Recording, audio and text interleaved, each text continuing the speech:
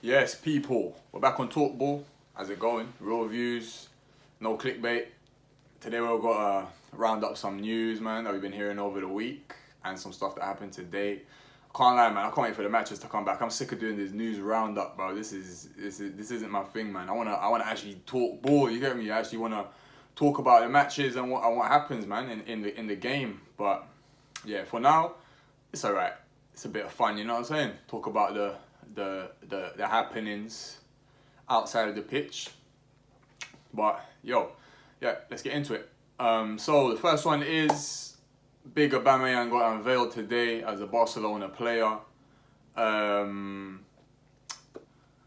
Yeah, still sad about it. I can't lie, but I think it's gonna work out for them. Xavi's a good man. Well, he's he's a good manager.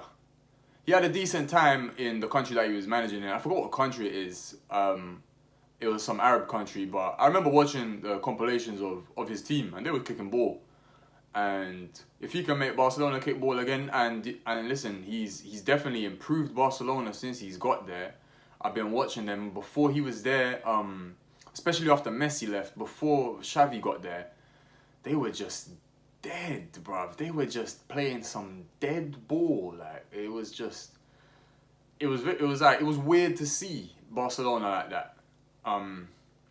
But yeah, he came in straight away. They started playing some better football. The results started improving. I think they went from like 8th position. They're almost getting into the top 3 now, I think. And yeah, man, they're just playing better football. They got some good players in. I think it's gonna work out for them. Let's see if Xavi is as good a manager as he was a footballer. I think that's going to be very difficult because that's probably a top 5. That is a top 5 centre midfielder right there. But yeah, man, let's see how it goes. A mad thing that I learned today about that transfer though is that we're still paying Aubameyang's wages, or part of his wages, for him to go Barcelona, even though he's not our player anymore.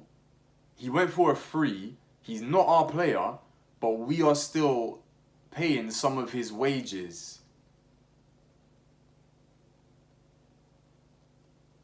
Huh? I don't understand that. Like, I don't get it. Like that girl said, I don't get it. I just don't get it. So, yeah, that's a bit of a mad one. I don't even know what to say about that. I don't know how that works. I don't know why we agreed to that. I get like, did we want him out of the team that badly? Aubameyang said Arteta was angry, bruv. He said that in the meeting that they had, Arteta was not happy, bruv. Like, fuck, like, what did Aubameyang do, bro? What did Aubameyang do? It's mad. I'm telling you, bro. Arteta's that guy in high school that he sees the cool kids having fun and it burns him inside. Like, it fills him with rage, bruv. It fills him with rage. It produces mad hate inside his heart. So yeah, he must have just had that moment. You know when like the kids that were kind of quiet in high school, they get their moment and they flip out and they're like, fuck you. You know what I'm saying? Oh, shut up. And everyone's looking at them like, whoa, you're right. It must have been that kind of situation. Aubameyang even said, yeah, he was angry. I was cool, but he was angry. So it must have been a situation like that. They just wanted him out so badly they paying this guy to play somewhere else. Imagine that, bro. That's wild, bro. Flipping hell. But yeah, man. All the best to Aubameyang over at Barcelona. And all the best to Barcelona, man. I like clubs that maintain the tradition of trying to kick entertaining ball and, you know what I'm saying, forward thinking ball. Not that defensive football is bad. I just love attacking football. I just do. I just love it. It's just so fun to watch. You know what I'm saying? You can learn so much from it. You can learn a lot from defensive football as well, though, as my boys sent me on. Moving on. Big Lamps has got Baines and Ashley Cole in the staff room, bruv. I wonder how that's gonna go. I actually was a bit of a fan of Lampard, not of his Derby days, but because he didn't really do nothing for Derby. But with Chelsea, I remember thinking they're playing nice football. I had never seen Chelsea play nice football before in my life, like ever. I can't lie. But when I was a kid, before I remember even watching football, when I first remember watching football, Chelsea were nobody, like, so no one really cared what they were on. But I know that they had a bit of entertainment with Zola, and I think Hasselbank was in the team and that, so they had like those two like being entertaining. But like actually as a team playing good football, I hadn't seen it happen until what's his name came in, until Lampard came in, and they looked like they were playing some nice football. And you know how Roman is, in it. If you're not really challenging and getting the big trophies, it's game over for you. That's the only reason Tuchel's still in the job, because really and truly he ain't really done much more than what Lampard was doing at Chelsea. They got a little title run here, but everyone knows they're not gonna win the title. But Tuchel won the Champions League, innit? So he's nice to him. But Tuchel better know that that's not gonna count forever, because Di Matteo won the Champions League with them, and he got that. You get me? So yeah, we'll see how it goes. Ashley Cole knows the game. I don't know how well. He can know the game, innit, but can he transmit that to the people around him? I don't think he's coming as assistant manager. I think he's just a coach. So that's cool. A coach can be in there. Like, it's nice to have a coach that understands football and was that quality of player. To me, actually, that's the best left back I've seen kick ball. I can't lie. So, excuse me, bro. You always get me after I've had a meal.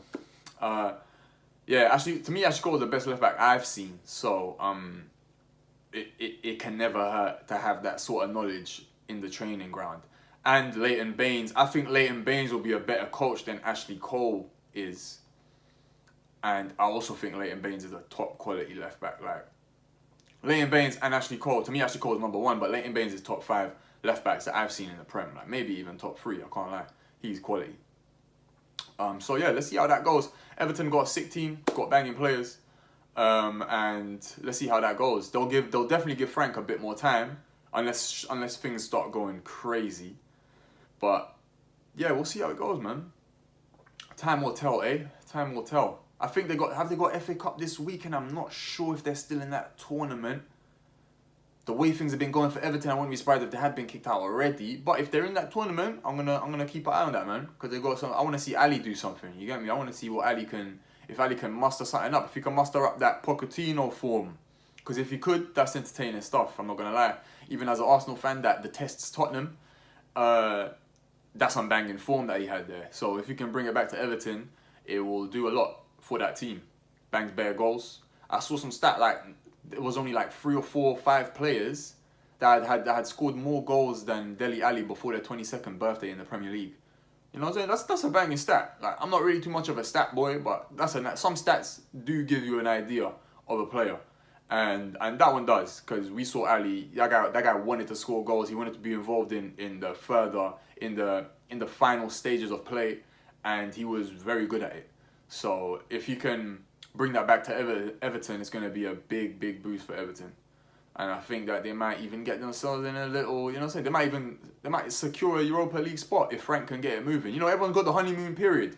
If it bangs for Frank in the first few months, and that's all he needs really, because there's only a few months left of the league. So if it bangs for Frank in his first few months as manager, it was going to look very nice going into the next season. So yeah, man, we'll see how that goes.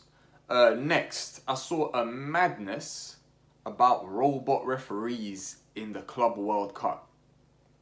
I don't get that. I don't get it. How does that work? How does that actually work? How's a robot referee gonna know if it was the defender or the attacker that was ahead? How's the robot referee gonna know when the ball was passed? What if you got a guy that's more or less that's kind of got the same skin tone as the next guy's team kit color, as the opposition kit color? Like, what's gonna happen there? Like, you get me? I don't understand. They need to relax with the robots, bruv. I'm seeing a lot of robot talk, robot police officers, robot soldiers. Like, you need to allow that. We've all seen Terminator. We've all seen iRobot. Like, allow it. Don't bring it into football. The best thing robots have done for football is Hawkeye. Without a doubt. Hawkeye, quality. But that's different. That is actually different. That is a very black and white. The robot can see a line. If the ball crosses the line, boom, it's a goal. If the ball doesn't fully cross the line, it's not a goal. And it's better at checking that than the naked eye. Because, you know what I'm saying? Just like in the Hawkeye that tennis uses. You get me? Like, they see it better than the umpires. Because that split second is hard to see. Like we saw the Frank Lampard goal against Germany all those years ago. How did no one see that? That thing was half a meter into the goal, bro. No one saw it. That's crazy. But I don't know how these robots are gonna be seeing who's offside and who's onside. I need that better explained to me. If anyone knows how that's happening, please let me know, because that's like I don't see how that would happen. And how's it gonna be? Is it gonna be a robot flipping sidestepping across the line? Is it gonna be like a thing where there's like a rail and the robot goes across the rail? Like, how's that gonna happen, bro? If you lot know, let me know, please.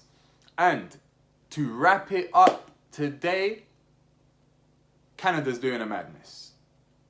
These guys have gone 11 games, unbeaten, 7 wins. They've banged 20 goals. I think they've conceded 4 or 5 goals. That's a bit mad.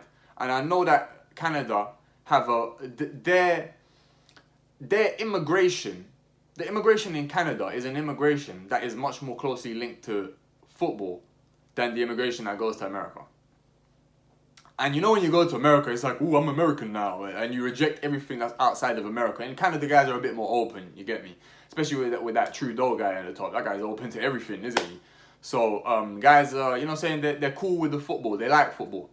And yeah, man, they got some players in there. They got some serious players in there, bro. Look at Alphonso Davies. That's a Canadian player right there. He's only 19 years old, 19, 20 years old.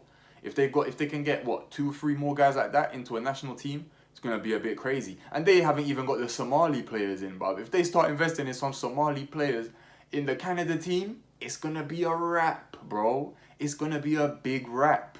I'm telling you, Canada's going to be a force. Because they got the money to invest, bro. They got the money to invest. They got the facilities. Now they just need the players. If they can make those players bang, it's going to be a problem. That's actually a good place for any future coaches, that guys that want to coach and want to manage. You should be flying over to Canada, bro, and getting your foot down in there, trying to make a difference, trying to show them what we know over here. In Europe, I ain't trying to be, like, arrogant or anything, but obviously Europe got a big knowledge of game, bro. You get me? Even guys are, even African coaches, even South American coaches, you should be looking to go over to places like Canada that have got all the money to make these things happen and want them to happen. They just maybe ain't got the right, not even right personnel, but as much of the right personnel as we have in South America, in Europe, and hopefully soon in Africa. So yeah, man, that's a good bet for anyone that wants to coach and manage. It's definitely something that I'm gonna look into. I can't lie. It's definitely something that I'm gonna look into. Canadian football, bruv. Toronto. How about that? What other cities? Ontario. How about that? Where's Thing from? Weekend. He's from Toronto, innit? What's the other places in Canada? I don't even know. All I know is they got some ballers, evidently. And it would be nice to have another powerful, another strong footballing nation on that side of the world, because there's not really that many. You know what I'm saying? America's not that good. Like, until America really do their thing, and they got some players, because obviously, as I said, immigration makes all the difference. The more guys that go to America that are African, that are European, especially in today's world where America is not the dreamland that everyone thought it was, so guys go there and they don't lose their identity like they would in the past, it's gonna really bring out way more footballers. Like, I see some videos of Americans playing football now, and bro, it's looking crazy. It's looking crazy. If they can get those guys to the level that they've got the guys in basketball, to the level that they've got the guys in NFL, in hockey, in baseball, then America's gonna be a stupid power in football. And then football's just gonna be super global. And that'll be beautiful. And that's all we want. And then I think Asia will probably be just behind them in terms of how strong the nations are individually as footballers. But them guys provide players. But until like they take football as seriously as we do in Europe, as we do in Africa, as we do in South America, yeah, they're not gonna be like powerful footballing nations. They can provide players, but like to be like a force in the international game, like the country has to be behind the sport. So we'll see what happens with that. You get me? So yeah, man. Yo, this was TalkBall. I can't wait to watch this AFCON game and get back to you guys tomorrow with my review of the match. I can't see what these guys are on. I want to see Abu Bakr give Salah a crazy I want to see him body Salah, bruv. I can't lie. I want to see it. I want to see it, bruv. Is it wrong? Am I wrong? I don't have no hate for Salah. I swear I don't. But I love when guys chat shit. I love it when guys start talking that fight talk, bruv. I want to see Abu Bakr body this guy into the adverts. That's what I want to see. And I know Salah's not on it, so so I know Mohamed El Neni's gonna go crazy if that happens, bruv. Anyway, this was TalkBall. I'll see you lot tomorrow with the AFCON review. My guys, have a nice night.